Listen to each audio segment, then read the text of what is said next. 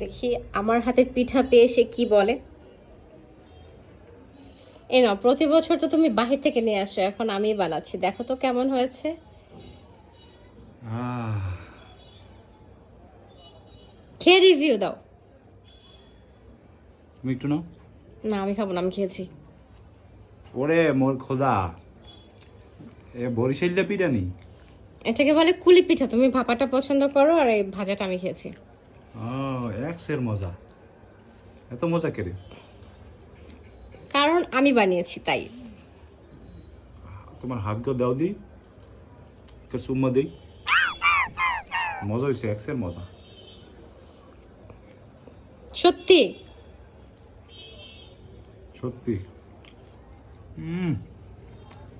Fantastic.